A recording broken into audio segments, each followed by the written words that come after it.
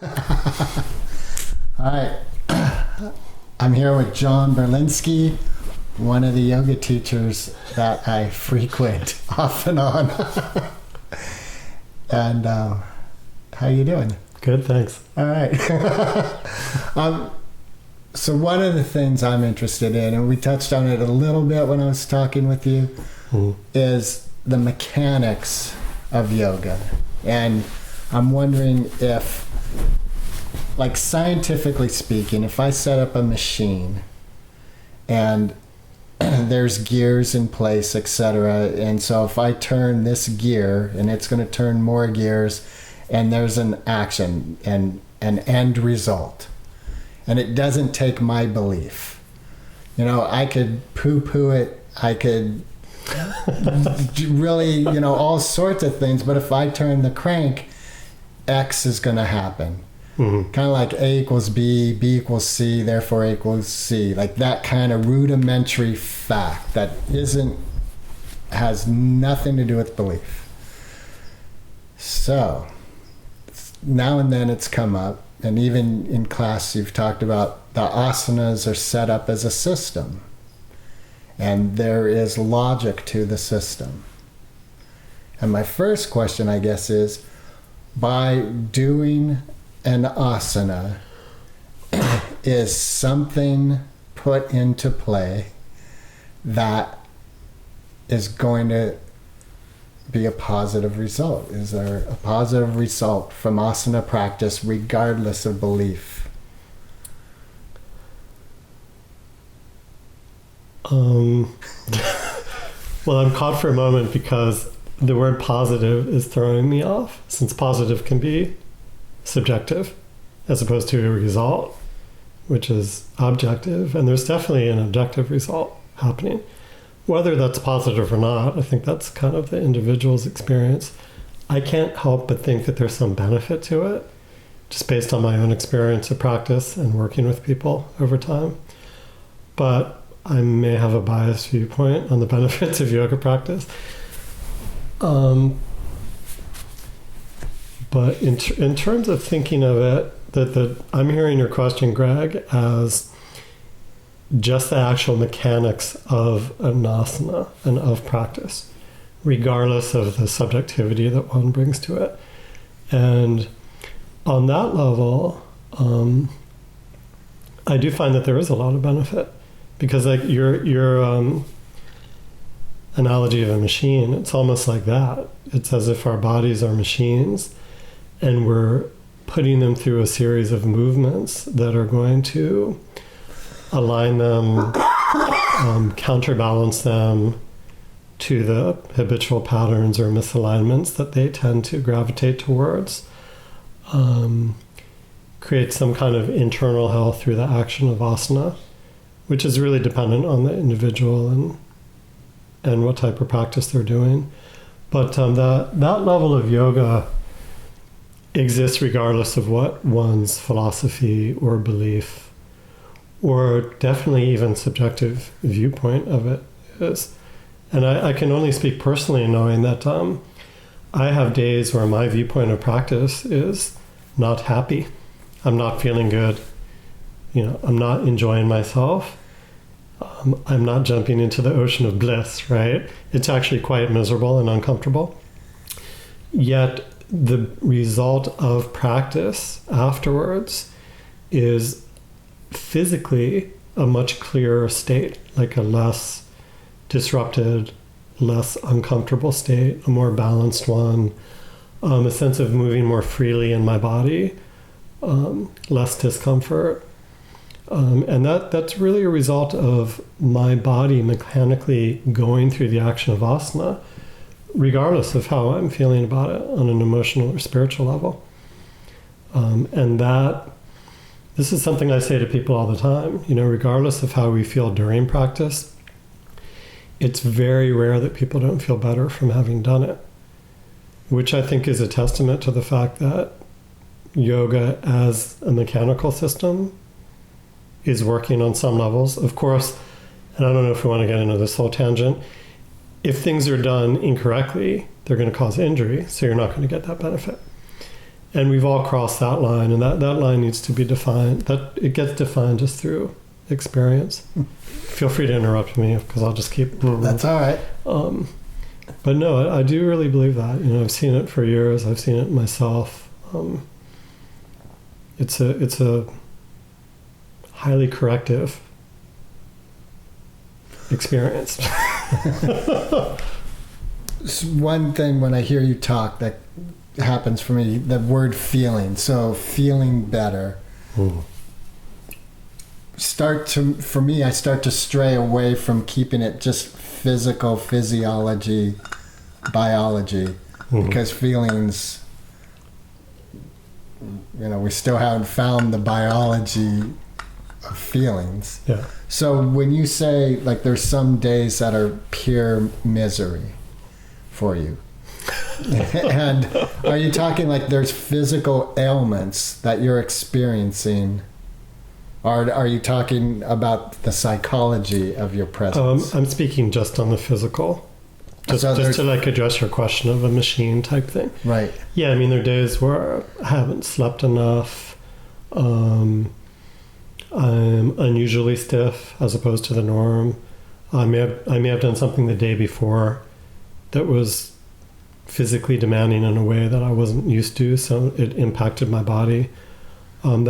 Just purely from that physical point of view. All right, so from your experience, just keeping it physical, you'll have a physical element that you're entering the practice with, and after the practice, that element will potentially have disappeared or is diminished, so you're continuing through the day and it's no longer the irritant it was.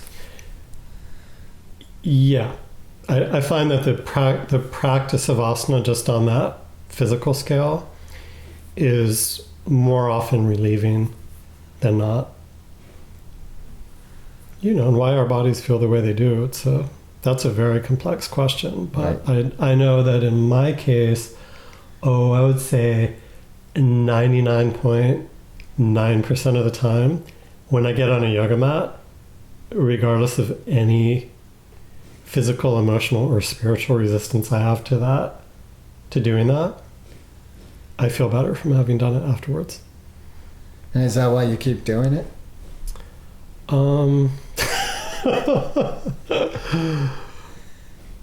That's part of the reason, for sure.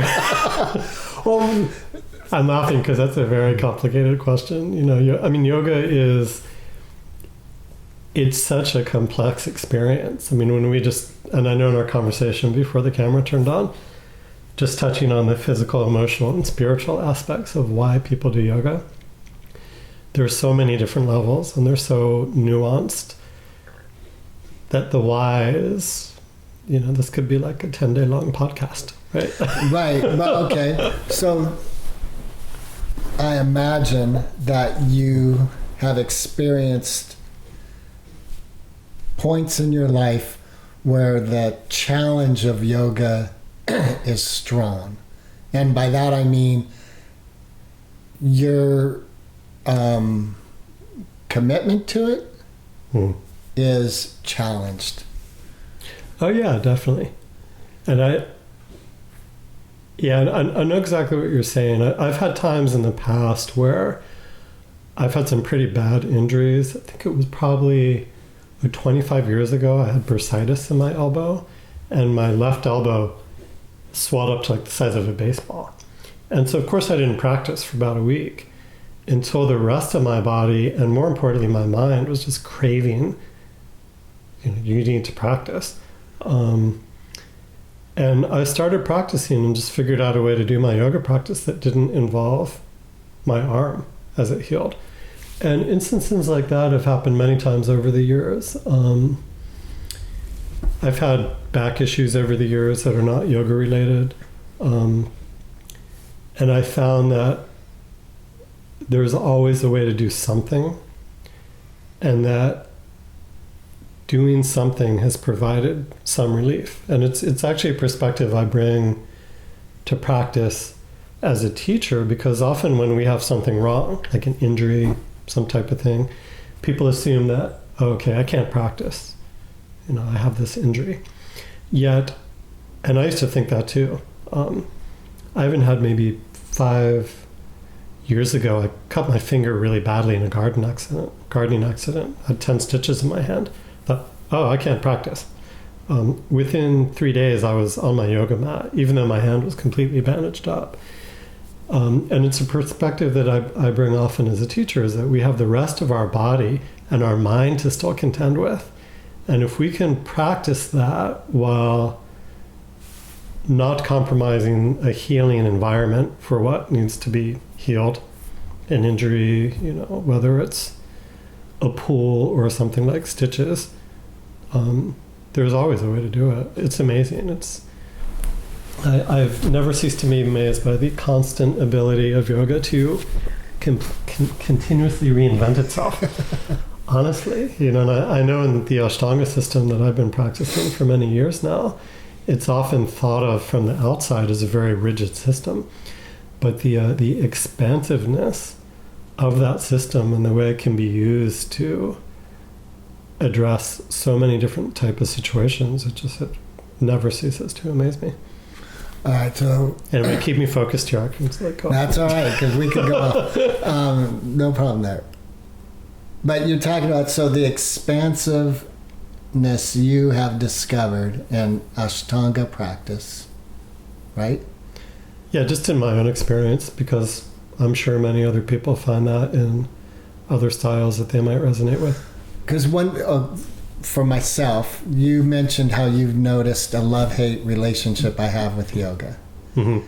And I have another question about that. But with that spoken outwardly, one of the things that my mind has brought for my attention is maybe doing the same thing every day is tiresome. And if I go to another teacher, they're mixing it up. It's not the same routine every day. Mm-hmm. So what expansiveness of change, and you haven't said change, so maybe that's my projection, putting a word in. Mm-hmm. But what expansiveness of change appropriate in your experience of Ashtanga practice? Oh, yeah. And again, it's, as someone who's been doing yoga for quite a while, I don't think that one yoga is right and others are wrong. People resonate with different things. And you're perhaps in an interesting phase of your yoga experience because you are experiencing many different things. And it's not that one necessarily needs to pick one thing. People exist in all different ways. And I completely respect whatever people are resonating with. I found in my own experience of Ashtanga, it's essentially meditation. It's a moving pranayama meditation practice. And I found over time, it's no different than, for instance, sitting meditation. Let's say you go to you're a Zen Buddhist and you're going to sit on your zafu for a half an hour every day. And you're going to do that every day. The structure of your practice is you're going to put your body on your zafu and sit and watch and do your practice. And it's really the same thing in Ashtanga practice. The sequence of the asanas, the physical structure of the practice, is merely the vehicle. And I think it's really the least, I don't want to say important, but it's just merely the vehicle. Yet in the world of yoga, I think especially the modern yoga world, the contemporary yoga world, which is initially asana focused and is very asana centric, which it has to be because that's how people start yoga. It's through asana, which is great. There can often be this perception of, why do you want to do the same thing every day? And actually in Ashtanga, you don't do the same thing because as you evolve through the different series, you're doing a number of different practices simultaneously, but I'm not going to go off on that tangent. So this is a practice that appeals to a certain type of individual. And I can only speak for myself in saying that by having that reference point of a practice that I'm continuously returning to, it creates this reference point of watching the change in my physical body, my emotional body, my spiritual body, not just from day to day, week to week, but year to year. I mean, the range is, it's like the micro experience and the macro. And it's absolutely fascinating. And it reminds me quite often of when I speak to people who've been meditating for many years, and they just become more deeply drawn into the process of it. And I know that my relationship with my physical yoga practice has changed considerably, because I've been doing Ashtanga practice in a committed way since I met Patabi Joyce the first time in 1993. So I'll use that as my beginning point. Yet the way that I do my practice now, I may be doing this same sequence of asanas, depending on the series I'm working on. But the way I'm approaching it in a body that is 22 years older than it was when I started, and not just a body that physically has practiced the sequence for 22 years, but a body that has experienced practice for that length of time and has had many different life changes, as we all do as adults over long periods of time. The train's jumping track. I'm just saying that in looking at that, it's not this fixed reference point, like, oh, I'm doing the same asanas I was 22 years ago, and I'm really bored and have to mix it up. And believe me, I test it occasionally. I definitely do. And in the past, I have really tested it. I've done it backwards. I've done it left side first for months at a time. I didn't just kind of, say, what should I do next? I've really tested this, because I don't like to do what I'm told. I have to test to understand why I'm doing it. And I've always gravitated back to the form of the practice, because I found that that's where the most benefit has come from. And I see, when people resonate with this practice, and from coming to Mysore class, it's like they are there. But there's a lot of people who are very dedicated Ashtanga practitioners who do other practice too, other asana practice, and that's awesome. Everything has something to offer, and whether it's offering something, it's kind of scratching that itch of like, I really need to do something a little different because the system is only presenting me certain things, or they need to hear a different voice, or I know in my case, when I go through periods of getting bored with practice, it's never the practice. Boredom for me personally, and I'm saying this personally because I don't want to project upon you or anybody else, when I'm bored with my practice, I'm projecting my own boredom with myself upon the external practice. And when I get in that kind of rut, I'm not looking at things within myself that need to be looked at and perhaps addressed or worked with. And I find, in my own experience of having done this practice for the time that I have, it's reinvented itself constantly. And had it not, the first time I would have been bored, I would have been out the door. And for whatever reason, I was able to stay. And this is just my own experience. And I've seen people that, have been able to do that. There's people in our room who've been practicing longer than I have. And they're there, and they're loving every second. I've seen many people over the years, it resonates for that period of time, and then it no longer resonates. There's another practice that might resonate more for them. And that can happen, and then sometimes those people come back. I've seen this a lot too. It's really, yoga is such a fascinating thing. It's beyond definition in a way. You have a question? Besides the fact we should note for the camera that he admitted his love-hate relationship with yoga practice. Right on, man. That makes you no different than the rest of us, right? I don't know. You think all us yoga teachers are just like, we love yoga, right? Yeah. No. Yeah, like the switch is on, and you're just not. Yeah. No, I'll admit something publicly on camera to you that rarely do I wake up in the morning like, yeah, I can't wait to get on my yoga mat. it's definitely, it's a labor of love. You know, it's a practice. Yet I know that when I do my practice, my being on every level is greatly improved and much more tolerable to myself. So let me ask you, because this question's arisen a few times. Your relationship with your parents. I think both your parents are alive. Yeah, they are. Has it improved? Because of yoga or because of everything? Well, so I believe you and I are in agreement that the yoga practice improves the self. Again, speaking for myself without projection, just like you said, my experience with yoga is I am more the person I want to be when I practice. And for me, that includes my relationship with my mom. My father's passed away. And sometimes that means being with me, not liking the relationship, not liking her, right? And then finding what I love about her, finding what I like about her.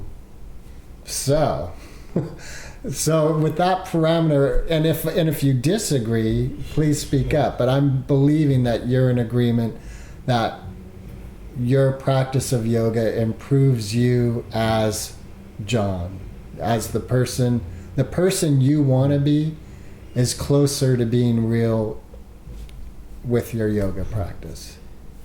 Yeah, but let me ask you, when you just described that relationship with your mom, do you attribute that to you practicing yoga? That you can... I attribute... Like, have you seen your relationship with her change as you've practiced yoga over time? I have, yeah.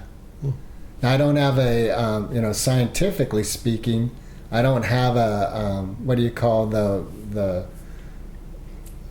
so if you have, you need something that hasn't been practicing yoga. Yeah. You know what I'm saying? Yeah. Well, we're not talking science here. We're talking emotion, right? Right, but I think, well, for me, science, religion, spiritual pursuit really is, they're all seeking truth.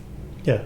And I think that there is, that this goes off the track, but I think that there's a belief that science and religion or science and spirituality are in opposition or can't coexist. And I think they're really one and the same. And actually, I believe there's a lot of benefit from the coexistence. But that's not definitely off the track from talking about parents. Yeah, but I see what you're saying.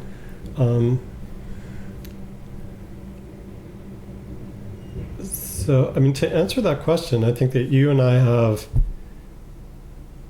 similar experiences in the sense that I see with yoga, we all have our very unique individual response, but there are some general types of effects that yoga brings to people.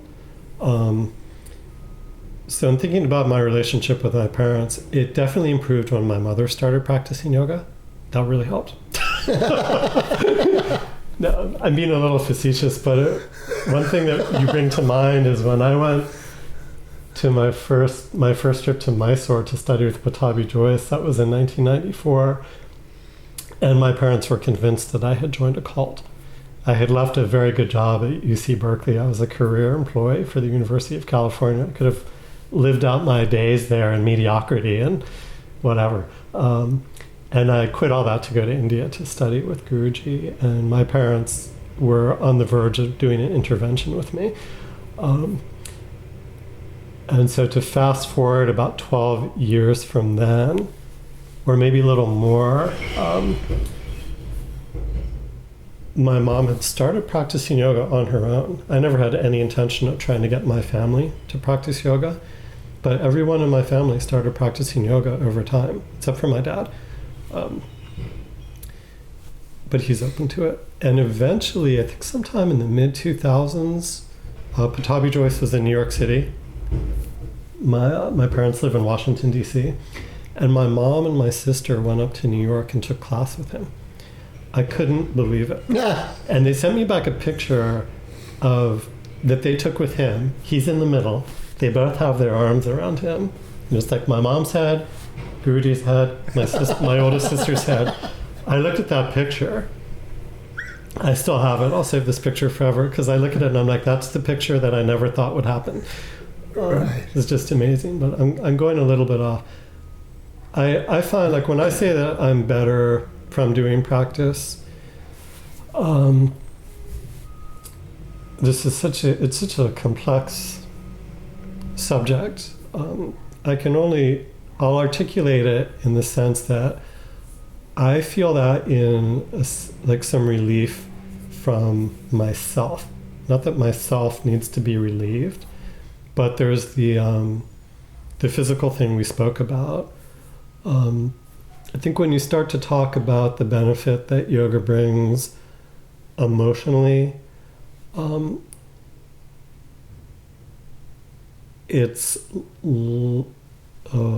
just wondering if I should open up this can of worms. Sure. And I'm trying to think how to articulate something concisely that we could go off on. And perhaps the best way to look at it, Greg, is because you bring up the relationship with the parents. When we practice yoga for a long period of time, I always find the best reference point is to look at how we may have responded to something in the past. Not so much yesterday or last month or last year, but for instance, how did you and I respond to our parents, or how were we triggered by our parents 10 years ago or 5 years ago relative to now? And in my own experience, I know that my practice of yoga generally allows me to cultivate some perspective as opposed to reaction. It allows me to create some perspective in terms of observation. So if, for instance, my mother triggers me, okay, which I think everyone's mother triggers, everyone's parents trigger them. You and I are parents. We trigger our kids, right? It's just part of the deal, huh? Over time, I believe the practice of yoga creates the ability not to immediately react, but perhaps to observe that response, to feel it, to articulate it internally, and perhaps thoughtfully respond to it, as opposed to immediately react to it. And I know I'm setting up kind of an ideal situation. And people often assume, oh, if I practice yoga, I'm going to be perfect every time. That's entirely untrue. And in my experience of yoga practice, I thought I was perfect when I began. And over the years, it's only laid bare the imperfections continuously. And I think in seeing those imperfections and accepting them and cultivating some patience and some compassion towards myself around them, that's where some of the behavior begins to change, because it's no longer that immediate reaction, but it's more like, oh, okay, this is happening again. I can feel that. I'm going to look at it and not necessarily like go in for the kill immediately. So what that's done in my relationship with my parents, for instance, is it's created in me the ability to listen more, to feel more compassion towards them, even though I may disagree with their perspective or their response to certain things. And as I don't want to speak for you, but just based on what you said about your situation with your mom, I mean, that just trickles out into life in general. It doesn't mean we're not going to react to stuff or get triggered and react immediately, but then we might think about it more constructively afterwards than we had in the past, right? I don't know. I'm not sure if I'm answering your question thoroughly or not. I see it in my kid too. I have a 9-year-old, and how it is with younger children. We go through different phases depending on where they can be in life.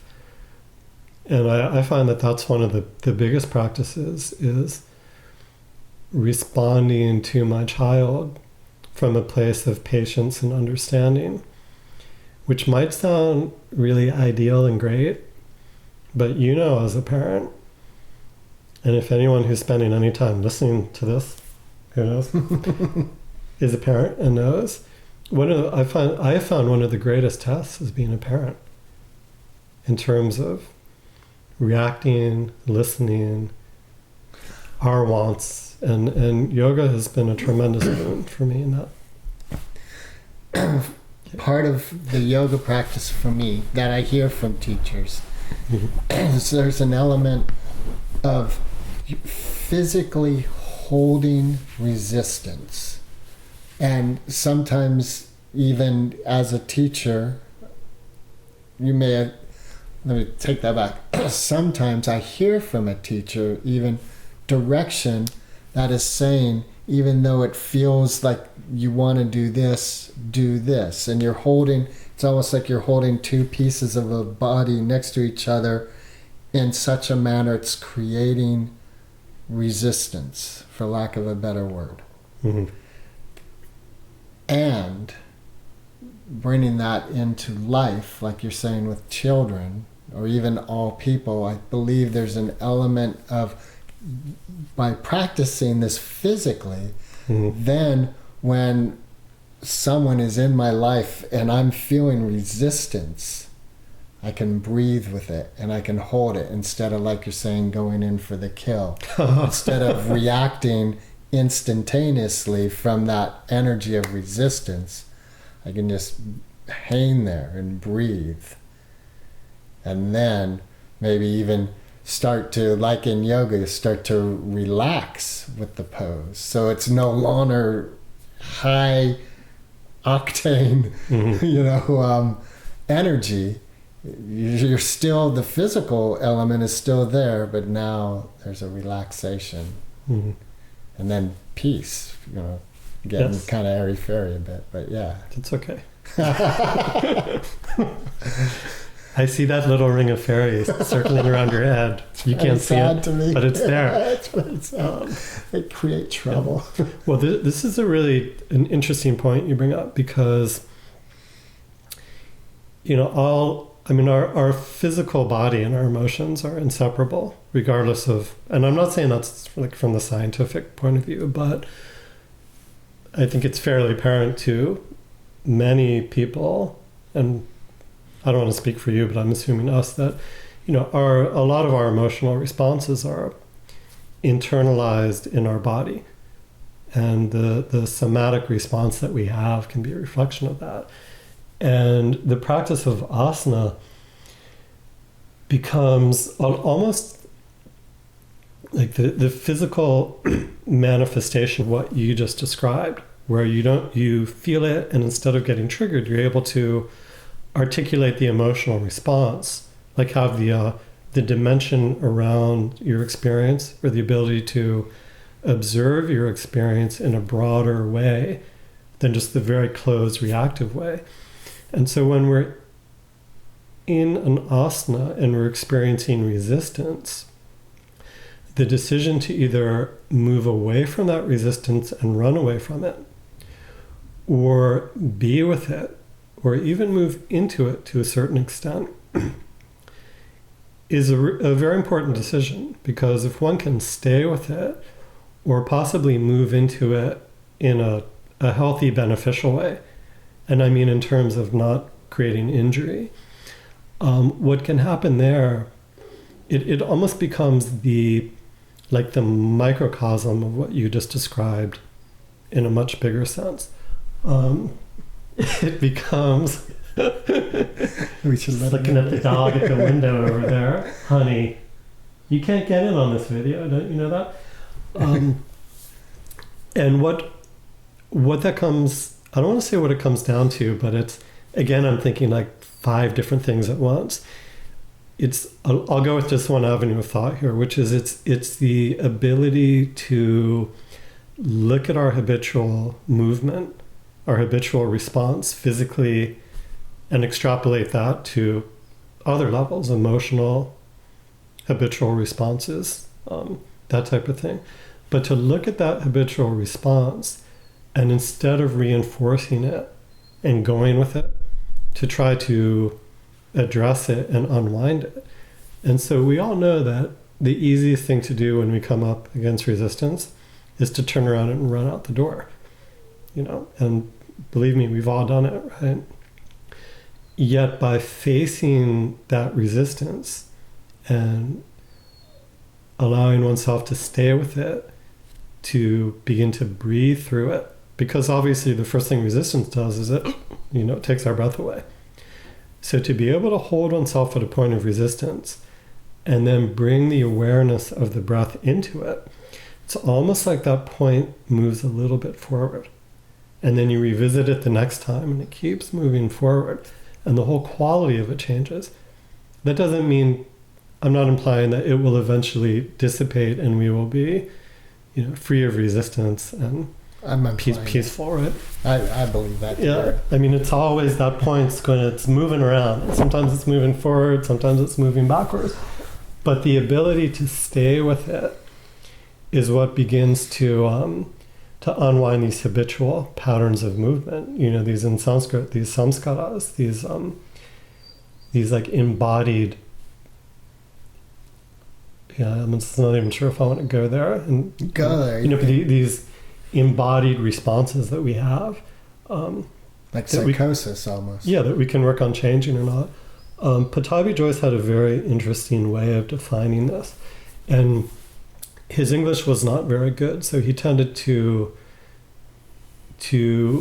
articulate complex experiences in an almost simplistic way. It came off initially simplistically, but as one pondered them, or at least as I did, and studied more, I could see the vast experience that he was defining. And you're bringing this up, you bring to mind something he used to say quite often about pain. And sometimes people will perceive Ashtanga as like a painful experience. And I used to think of it like that too. I don't really think of it. It's not a painful yoga practice. Yoga is what we make of it. Some days it's less comfortable than others. It's really the quality that any of us bring to our yoga practice. But I'm going to stay focused here. So Guruji used to say, good pain, change happening, transformation coming, were his words. He'd say bad pain, injury coming only. Okay, so that to me, that was a way of defining the difference between acknowledging the resistance that we feel in an asana physically, but also seeing our whole kind of psycho-spiritual response, which happens simultaneously, and allowing ourselves to not just to run away from it, but to stay with it, and to intelligently participate in it, to do what we were saying before. That's where the transformation comes. And that's where when you can get to a place in yoga, like in your practice, I've seen this happen in you. Suddenly one day you're doing something in your practice and you're not thinking about it, where 6 months ago it was your most hated pose, right? Yeah. And suddenly you're doing it and you're kind of like, oh wow, I used to hate this one. But it's integrated and it's become that whole charge of I hated it or what it brought up begins to dissipate and it integrates. Well, speaking of like hating, and should we let her in? She sounds very... Do we need to pause while I let the dog in? No, we can just let it run. Others are going to hear this dog crying in the background. She always wants to get in the middle of the action. Yeah. Good girl. Oh. Good girl. Come here. Leave Greg Is alone. she allowed on the couch? No. Okay. All right, so... On your bed, Casey. Good girl. Good girl. Lay down. Talking about... Just for the record, my pit bull does not practice yoga. Right? She is yoga. She is. She's completely in the present, unconditionally. See, it can be achieved. Yeah. Like sun. Okay, so there's sun salutation, and what is it? A. What's it called? Surya Namaskara A. Surya Namaskara A and Surya Namaskara. Surya Nama. You would think I would know these terms after what, 5 years or whatever. I don't. Yeah, B. And B, like I used to hate B. And I think, like talking about being with the resistance, I still don't relish B. And I've come to a point where it's like, okay, I can do this. Let me just be, like, instead of trying to rush through it, because that's what happened. I noticed, like, oh, look, I really don't like this pose, and I'm trying to rush through it. Yeah. So I noticed that by chilling out and just doing the pose to the best of my ability, it's not as painful. Actually, rushing through it is more painful. It's kind of holding on to that energy that's creating the pain. And so your willingness has changed. Right. Yeah, that's a huge thing. Yeah, knock on wood. But it's so interesting the way that ebbs and flows over time in practice. I find there's always something in practice that's going to test that. In 5 years from now, you will perhaps be doing Surya Namaskara B without even thinking of it, but there'll be something else that's taking you to this point. Yet because you have a body of practice behind you, like even in observing how you feel about the second sun salutation today relative to 6 months ago, it's 6 months more mature than it was. So imagine what 5 years from now it will feel like. Yet 5 years from now, there's going to be something newer in your practice that brings you to this point again. But it's not going to be the same point because you've been there before. And this is where, going back to earlier when we were talking about traditional Ashtanga practice being similar to sitting meditation every day. We get to these points of resistance, and instead of, like, as a newer student, you get to the point of a resistance and you freak out, right? Over time, you get to the point of resistance and you're like, oh, here we are again. And you start laughing and you're like, oh, wow, here we are again. Let's do it. And it's the perspective around the experience is what changes over time. And this is the beauty of having a practice. It's actually why I feel gratitude daily that I have a practice that allows that cycle to happen. And we can extrapolate that to everything, back to our mothers. It's like, oh, okay, here we go again. My mother is saying something to me that she said to me when I was 15. Because my mother, although she's 82, I'll err on the side of, still talks to me like I'm 15 most of the time.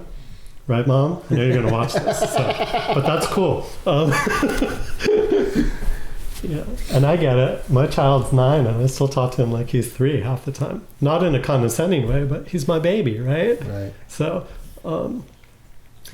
but yeah, you revisit these things, and this is why I think we can really articulate our personal experience of yoga and the benefit we get over time. It's almost like it doesn't matter if we're stiff today, or if we had a good week on the mat, or, this month's great, last month was better. It's more like, oh, look what the whole quality of the experience now compared to, last year, or 5 years ago, or this type of thing. And you're having it happen, something like Surya Namaskara B, which is very common. People start B and they just really dislike it. It's much more, there's more demand there. It's twice as long as A. It's more physically demanding. So there's that initial physical resistance, and then, as we've already been talking about, all resistance is going to be rooted in the physical. So we're asked to do something physically demanding, and it just opens up that whole box, right? But then over time, suddenly you're like, oh, I'm doing this. It's not as bad. So like, why? Why is it not as bad for you? What about it is that's better?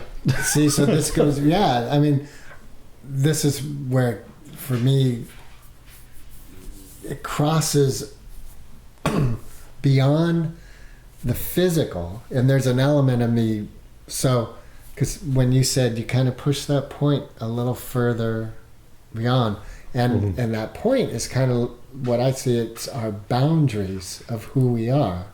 So we're expanding our boundaries, therefore moving more and more to the infinite, which that gets real spiritual real quickly. Yeah, but that for me is the belief, like the infinite is reality. And that opens up a whole can of worms, as you would say. But that's where like the song B, doing B, the point moved. So, you know, before it was way up here and I was like, I hate this. And I still have that energy of like, you know, I hate this, but now it's got more room to be in, you know, so it's not like that's physics. If you take energy and you compress it, it moves faster, you know, it's the energy's raised. And if you open it up, there's slowness and breath. That's what I think happens there at that point movie. Oh yeah, definitely. And that can happen for any body. And I mean that as in the word anybody, and two words, any body. And you know, this is why yoga practice, it's accessible, it's totally accessible. I think that, I mean, obviously in some cases where there might be severe injury or some pretty challenging physical issues, might not be as accessible. But you can see in our class, for instance, the age range is from, let's say, like mid-20s through late 60s. And everybody's doing the same practice, yet very differently depending on their response. And, you know, the beauty of time with yoga practice is like you and I live in a different body than we might have 20 years ago, yet the depth of our experience has 20 more years behind it. And this is, you know, I'll go off on a tangent here for a moment, because this, I think, is one of the traps and the dangers of Wait, did you just say the death of our experience? No, the depth. The depth. Oh, okay. We're not dead yet, are we? I thought it is Halloween. Yeah. No, but I think this is kind of the trap of yoga as, I don't know how to say it, like as the modern commodity that it's become, contemporary commodity, where a lot of how yoga is portrayed right now is, and I read this a lot, you know, the Instagramming of yoga, people putting up pictures of, you know, younger bodies doing fancy things. And I know, for instance, my body as a 30-year-old responded differently to practice than it does now. Yet I didn't have the 21 years of experience that I do now compared to myself as a 30-year-old practitioner. And I don't mean the experience like I'm greatly experienced, so I am that much wiser. I mean just the actual, like, hey, Casey, down. Casey, off. I mean just the participation in practice over that period of time. I'm not assigning any accolades to myself. And that participation in practice is something that can only be had by practicing. It can't be faked. You know, you can't pretend. It doesn't matter what kind of body you live in. And that's what I mean by any body can find that. And I know when I look back and I think, well, I might not be doing certain things in my physical practice, my asana practice, as a 51-year-old that I did as a 30-year-old. The depth of experience and the connection and the satiation that I have at this point in life, I wouldn't trade that for a second to go back to. Does yoga need the physical movement? Like, could you teach yoga to someone who's paralyzed? completely paralyzed? Sure, I think you could. I can only speak from my own experience of having worked with people who've had severe injuries or who've had pretty debilitating back issues and have been in physical bodies that are very limited in their mobility. And there's always a way to do it. I know with some of those people I've worked with, it's been a case of putting the physical body in a comfortable position, usually with the use of props, often a restorative type pose, and essentially doing pranayama, breathing, really simple breathing exercise. Because we all know, and I'm sure you felt this, you were telling me before we started that you were recently in a car accident. When we have trauma, everything contracts. Our muscles, our nervous system, our circulatory system, we go into a state of contraction. And so to begin to do something to relieve that contraction, there'll be some relief, there'll be some benefit there. And in thinking back on some people I've worked with who literally all they could do physically was to be on the floor in a supported position. But we could go really far with cultivating awareness around breath, beginning to change their relationship with their breath, the moving away from the habitual pattern of breathing to a learned one, an intentional one, which is what asana is. It's moving us away from our habitual patterns of movement to intentional ones that create everything we're talking about. That can be distilled down just to breathing, regardless of what the physical body is doing. And I've seen in a lot of these cases, and even myself when I've gone through some debilitating injury in the past, that distilling it just down to the breath has brought tremendous relief. And not just physical relief. And I don't mean like I've miraculously gotten up and like danced across the room, but relief. And that relief has also been on the other levels too. The emotional relief, spiritual relief, because pain takes us down on all levels, right? I know a great example I want to just note here, which is that I go to the JCC in San Rafael quite often, to go to the gym. And they have a class there in the mornings, which is a chair yoga class. And the population in that class, and this is just judging from watching, probably like in the 80s, somewhat older people too, somewhat younger. There's also a senior citizen home next to the JCCs. So I imagine that a lot of people come from there. And there's a pretty kind of complete program for seniors that happens during the day there. And I've watched this chair yoga class, and it's just amazing what these bodies that are, old, right? What they're doing in chairs and around chairs and with chairs. And it's so incredible, for me to watch this, because it not only shows what we're talking about, I think, that there's always a way to do something, whether it's breathing in a body that might be incapable of much or any movement, to, doing Ashtanga practice, which is I think in some respects on the more demanding, challenging side of the Hatha Yoga spectrum. But I watched these people doing this class, Greg, and I think my grandfather, he passed away when he was 83. And when he was 83, he had been in a nursing home for 3 years. And he was really, really old. He was a very old 83-year-old man. He was born in 1900. He had not had a very active life, and being active was not part of the culture that he was raised in or lived in. And to compare him to his son, who's my dad, who's 88, it's amazing to see the comparison. My father at 88 is he's definitely contending and has contended with the issues that come with being alive that long. yet he's very active. I mean, he's still walking, he's going to the gym. He's not like pumping iron, but he's getting on a treadmill, he's walking, he's doing stuff. It's just amazing to see that. And just to bring it back to yoga, I see that the potential is really pretty amazing.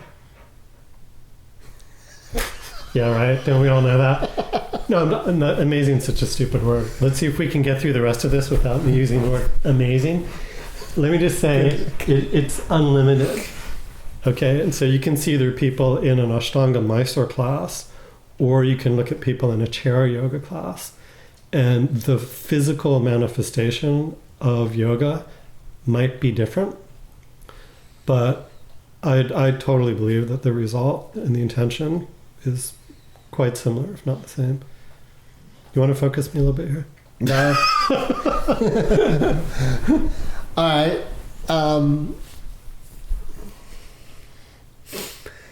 When you were talking about it could be as simple as breath, the practice of breath, because I was thinking of Stephen Hawking and thinking, okay, so Stephen Hawking could practice breath work. And that moves it from really a physical practice, which to a practice of consciousness. Would you say that for you, yoga is a practice of consciousness?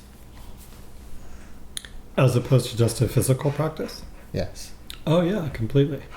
It's a physical practice. Let me put it this way. Yeah, be a little more specific. So when you use an automobile, the importance isn't that you're using the automobile. You want to go someplace. That's what's important. And the automobile is the vehicle that you're using to get to that destination. Yeah. So yoga is the automobile, and consciousness the destination. I see where you're going with this. So can you restate the question? So well, you did answer it. That the question is for you, is yoga a practice of consciousness? Well, yeah, but I'd say that that answer has changed drastically over time. For me personally,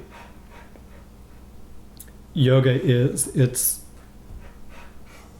I don't want to be repetitious and go back to what has already been said, but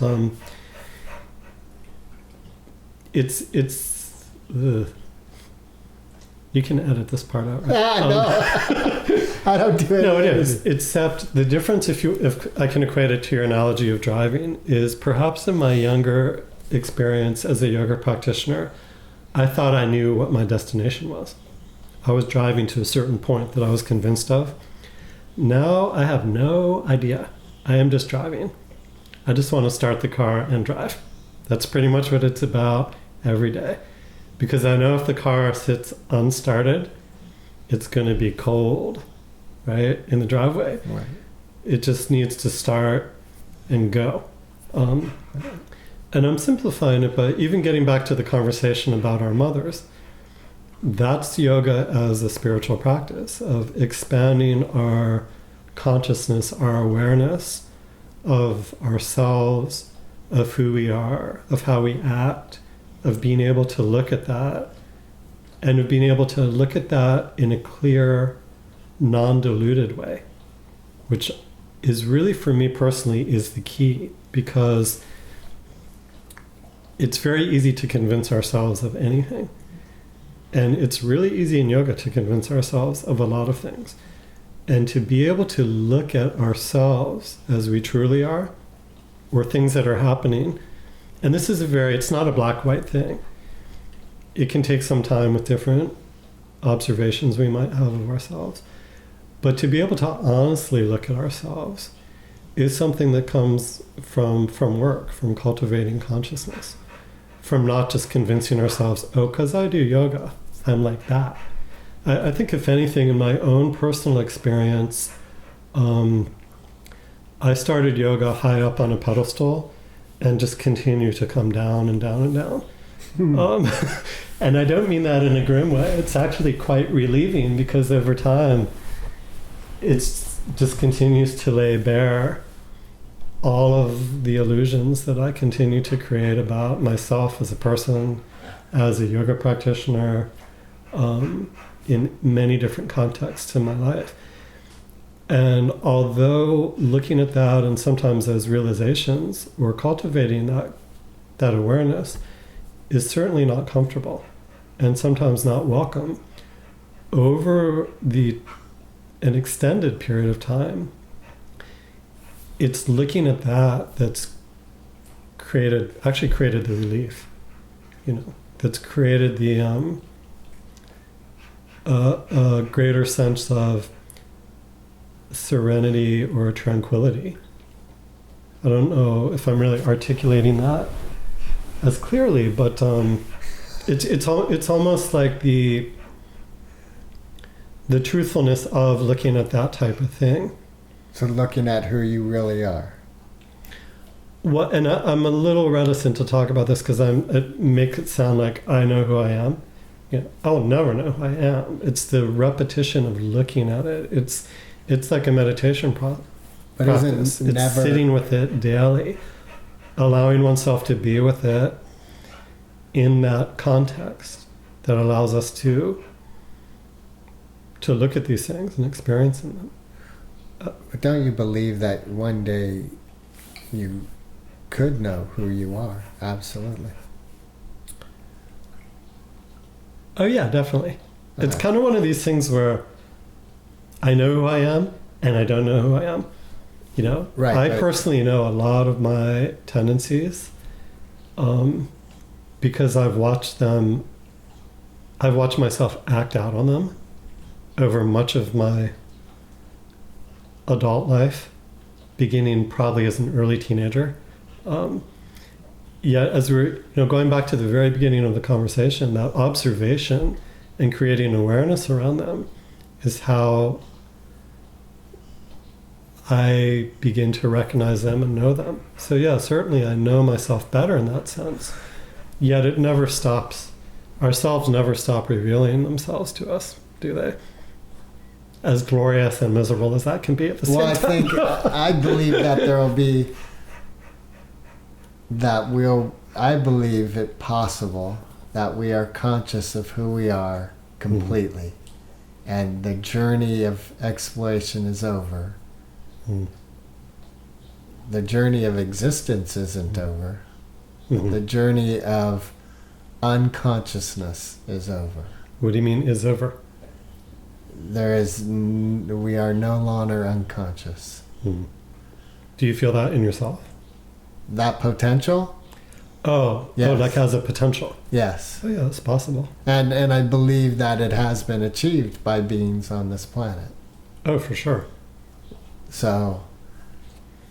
Personally, I will need who knows how many millions more lifetimes to get there myself, but well, we do have the occasional like Ramana Maharishi or so people. And I have one question I definitely want to ask before this is over, because but that's a silly question. So when you look at your life without yoga and the projected path that you were on, like, can you see, had I not taken up yoga, like you said, if I had stayed at Berkeley in the UC system and lived this life of mediocrity. So you see a life that you would have lived. And here... That was actually a good life. It was just... Well, here's what's interesting. And I was doing yoga during that time. In this conversation of consciousness...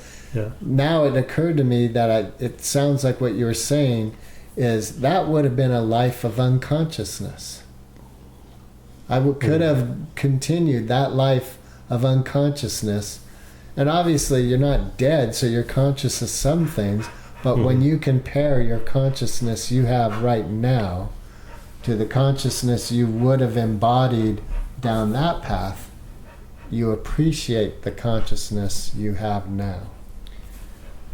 I do. I don't know how to compare them, because who knows how things would be if I had gone down that path. I mean, I was, and that was a good place to be at that point. At that point in time, I had begun teaching. I had already begun teaching maybe 2-3 years, and it was drawing me very deeply to it. And that was quite scary because, and this may still even be true at this point, but a career as a yoga teacher was completely unviable. Yet I kept getting drawn to this, and there was some threat to it, because I was like, oh my God, I really want to do this. But I have a substantial job that I could stay in for quite a long time, assuming I maintained a certain level of work. Yet I kept getting further drawn to the yoga thing, and eventually got to the point where, because of a number of things that happened in a short period of time, I quit that job and went to India to study with Pattabhi Jois the first time, with the intention of coming back and trying to only teach yoga as my profession, which in 1994 was considered like absolutely insane. And a lot of people are trying to do that now, and it might even be crazier to try to do that now, I don't know, than it was then, because there's so many more people trying to do it. Yeah, the competition's pretty... It's a different thing, but it was a tremendous leap of faith, and I surely didn't go into it with kind of a glazed-eyed, all will be good. I went into it with, a tremendous amount of fear. And as a person who's like a very fear-based person, afraid of change, who knows how I did that? I mean, this was God's work for sure, that allowed me to walk away from everything and go to India. Maybe it was the recognition of a very strong force that was happening in my life. And I had met Pattabhi Jois in Encinitas the year before, and was deeply moved by the 1 week I had been with him.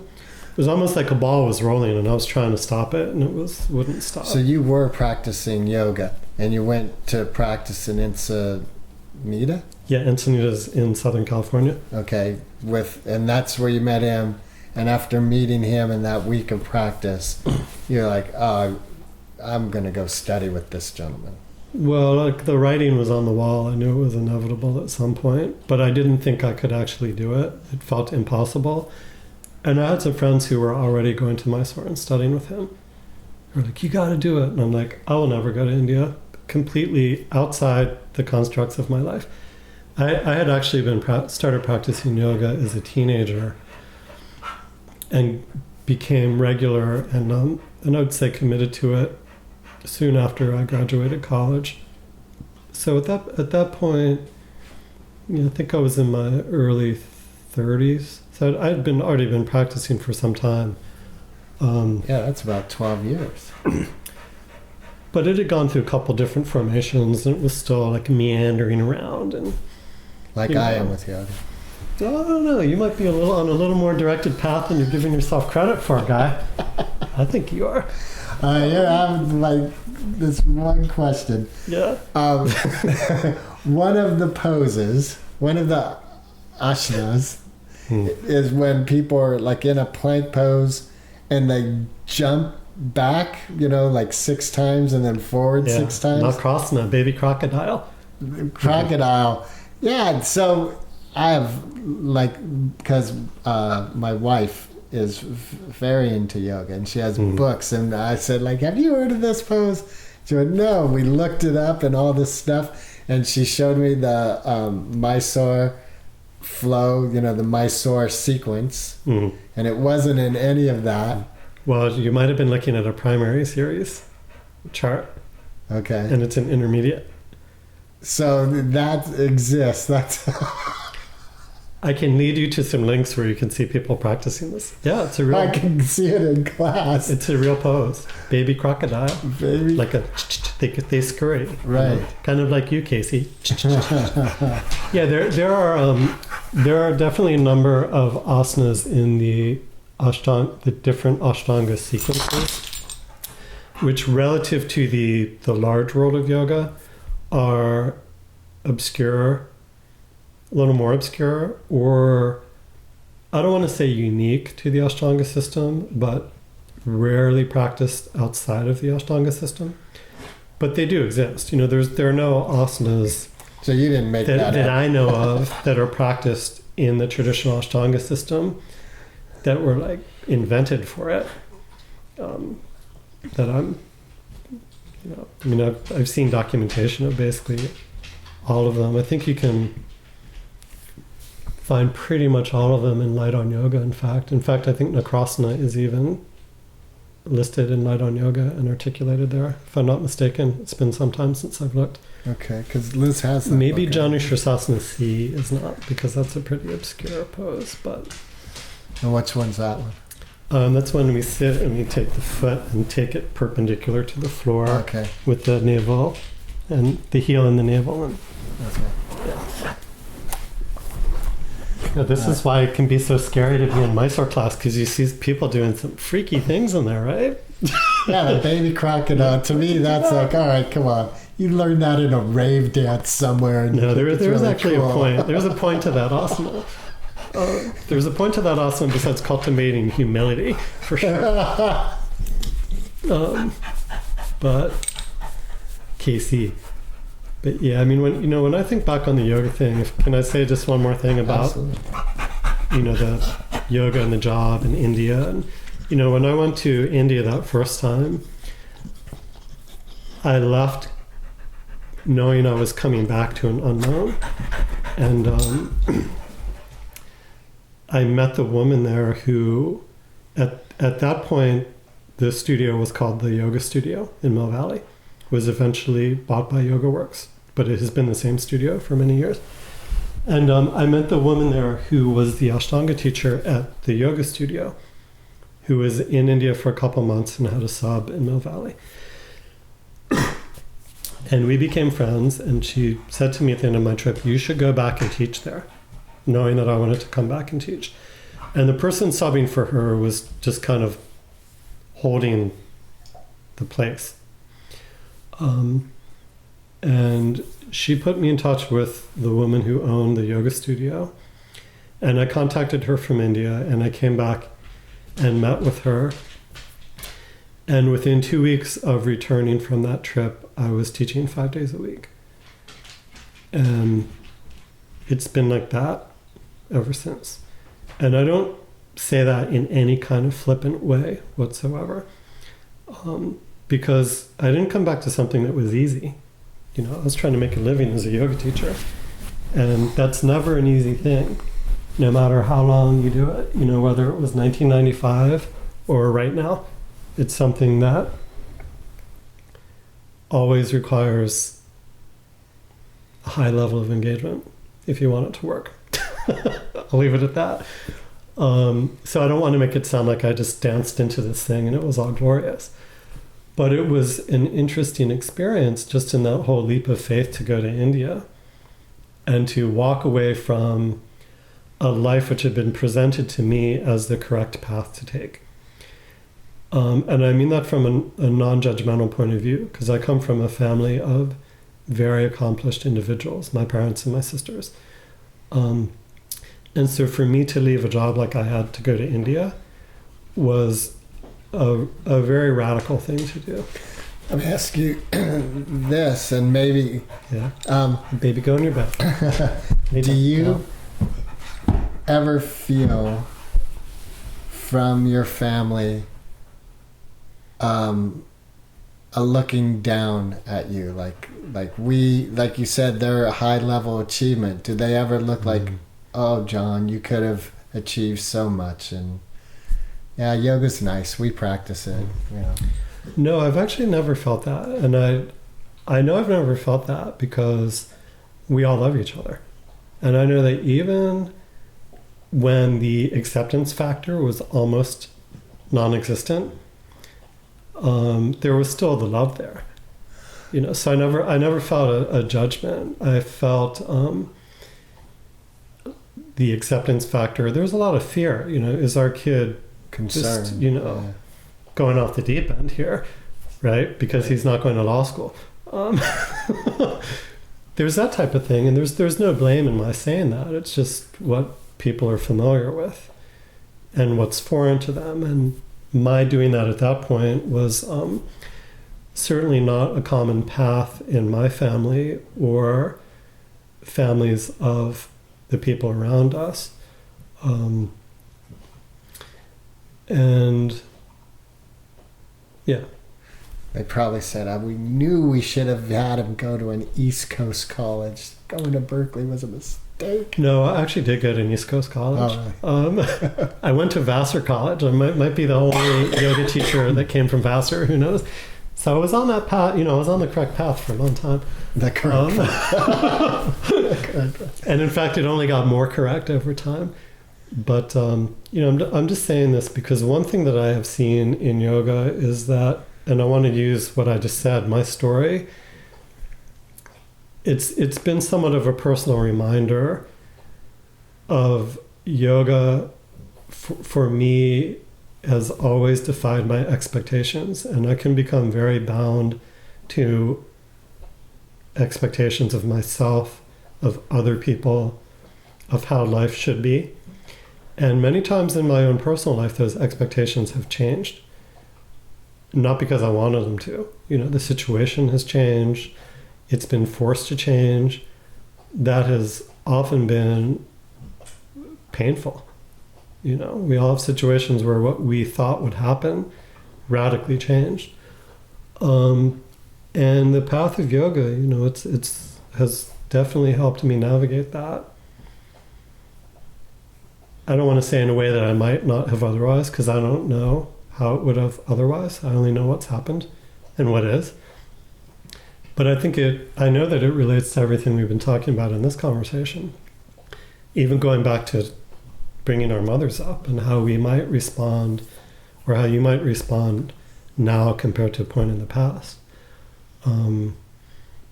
Just having that ability to be with something that's unexpected or uncomfortable, and not reacting from a place of consciousness, or in my case attempted, not realized, but attempted. Always a work in progress, right? I don't know. I can only be grateful for that. But I no longer make assumptions that I've, it's 100% attempted only at this point. Well, would you say like your teacher that you went, how do you? Patabi Joyce. Patabi Joyce.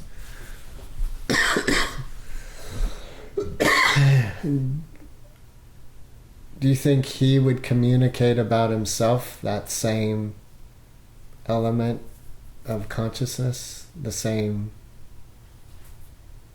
which part do you mean specifically? Like the self-defeating aspect, like you kind of holding that, like, Well, I don't know. I wouldn't describe what I just said actually self-defeating. More, it feels more like realistic to me, because it kind of goes back to, and I'll answer your question in a second, where I once believed, where I once had all these ideas about what yoga was and what it would do. Many of those ideas have changed radically.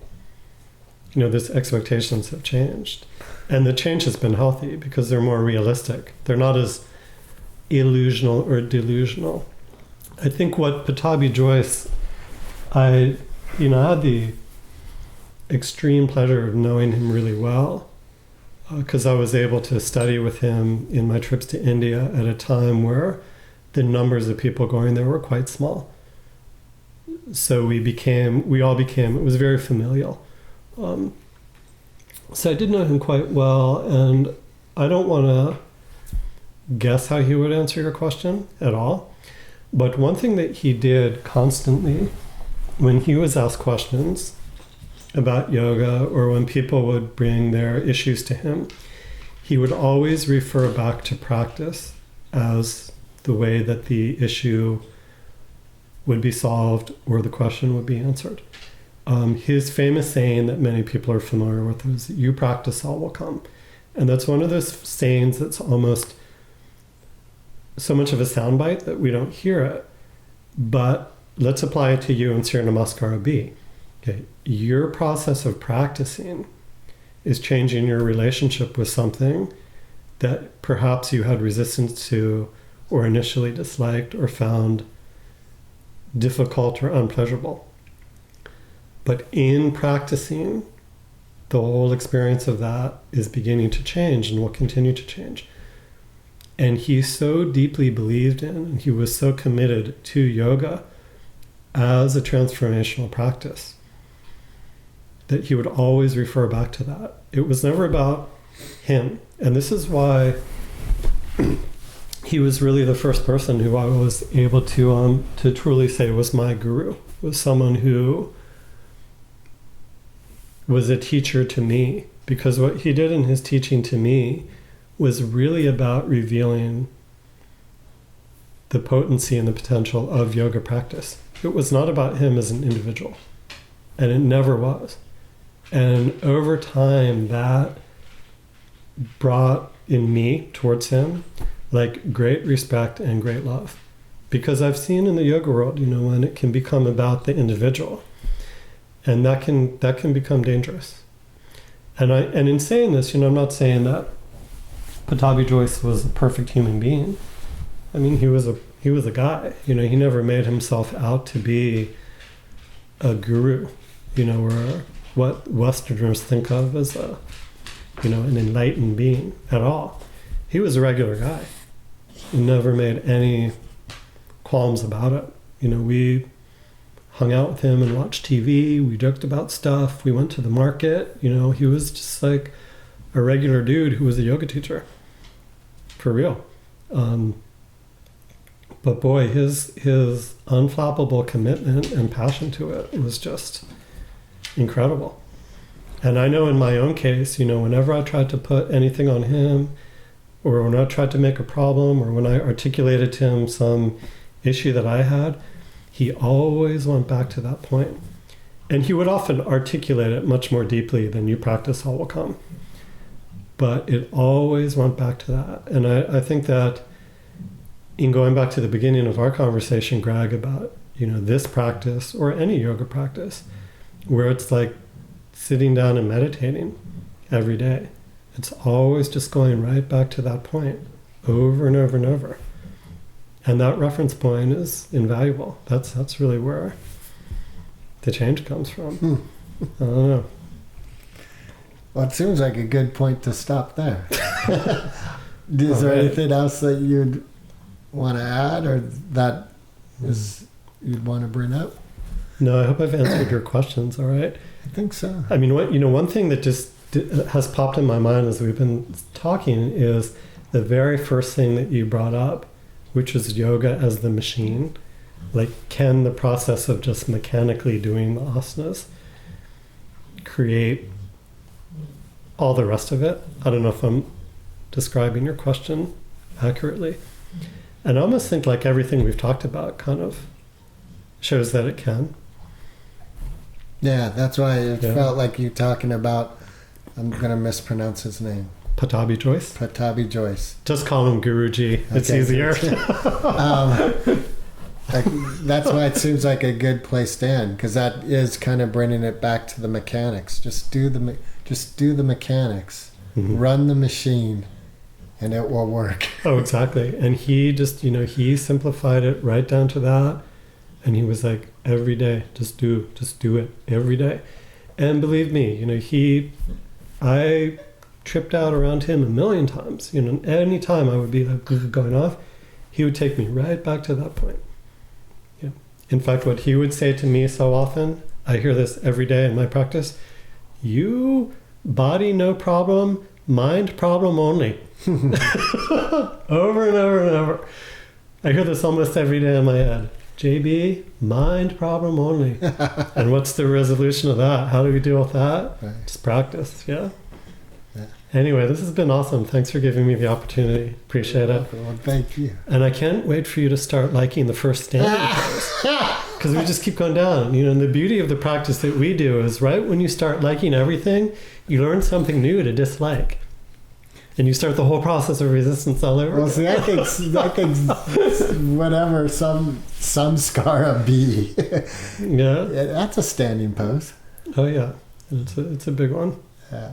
You know. Thank you for your time also. All I right. really appreciate it. Okay. All right. Cut. For you.